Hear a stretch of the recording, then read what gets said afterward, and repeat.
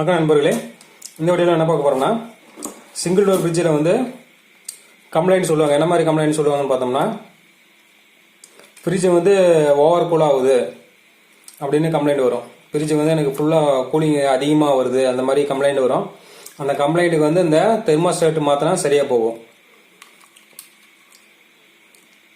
Maximum நிறையா ஃப்ரிட்ஜில் வந்து அந்த மாதிரி கம்ப்ளைண்ட் சொல்லுவாங்க. என் ஃப்ரிட்ஜ் வந்து ஓவர் கூலிங் ஆகுது அந்த மாதிரி சொல்லுவாங்க. அந்த மாதிரி கம்ப்ளைண்ட்டுக்கு இது மாத்தினா சரியாக போகும். இது பார்த்தோம்னா பழைய பீஸு ஃப்ரிட்ஜிலேருந்து கழட்டி வந்துட்டேன். புது பீஸ் பார்த்தோம்னா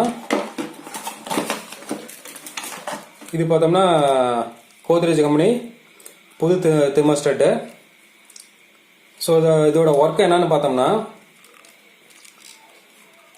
இப்போ வந்து அதாவது கம்ப்ரஸருக்கு பாசிட்டிவ் அண்ட் நெகட்டிவ் டெர்மினல் வந்து ஒரு நெகட்டிவ் டெர்மினல் டைரெக்டாக போயிடும்.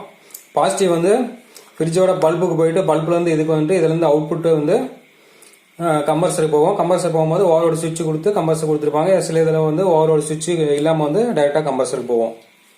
இதோட ஒர்க் என்னன்னு பார்த்தோம்னா, இது வந்து நம்ம வந்து ஃப்ரீசரில் வந்து டச் ஆகிற மாதிரி கனெக்ட் பண்ணிருப்போம். இது வந்து ஓவர் கூலிங், ஃப்ரிட்ஜ் வந்து ஓவர் கூலிங் ஆகும்போது சென்ஸ் பண்ணி இதோட இதுக்கிடையில் இருக்கிற கன்டினியூட்டி வந்து கட் பண்ணி விட்டுரும். கட் பண்ணி விட்டுருச்சுன்னா உங்களுக்கு வந்து கம்ப்ரஸருக்கு பாசிட்டிவ் சப்ளை போகாது. அதனால் கம்ப்ரஸர் வந்து ரன் ஆகாது, கட் ஆஃப் ஆயிரும். அதுக்கப்புறம் கூலிங் வந்து குறைஞ்ச உடனே இந்த பல்பு இந்த சென்சார் வந்து சென்ஸ் பண்ணி இதுக்கு ரெண்டு இடையில இருக்கிற கன்டினியூட்டியை மறுபடியும் ஜாயின் பண்ணி விட்டுரும். ஜாயின் பண்ணி விட்டுருச்சுன்னா உங்களுக்கு வந்து மறுபடியும் வந்து கம்ப்ரஸர் ரன் ஆக ஆரம்பிச்சிடும். இதே மாதிரி தான் கூலிங் அதிகமாகிடுச்சுன்னா கட் ஆஃப் பண்ணி விட்டுரும். கூலிங் கம்மியாகிடுச்சுன்னா மறுபடியும் ஜாயின் பண்ணி விட்டு ரன் ஆகும், கம்ப்ரஸர் ரன் ஆகும். இதுதான் வந்து இதோட ஒர்க்கு. இது எப்படி செக் பண்ணலாம்னு பார்த்தோம்னா, இதுக்கிடையில் வந்து ரெண்டும் கன்டினியூட்டி வரணும். ரெண்டாவது வந்து கன்டினியூட்டி வந்தால் தான் நல்லா இருக்குன்னு அர்த்தம். சில இதெல்லாம் வந்து கன்டினியூட்டி வராது.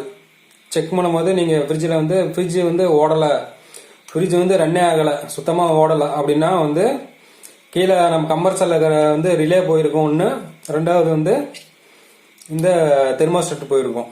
ரெண்டு இதுதான். இது அப்படி இருக்கும்போது இது செக் பண்ணும்போது ரெண்டு இடையில வந்து கன்டினியூட்டி வரல அப்படின்னா இது போயிடுச்சுன்னு அர்த்தம்.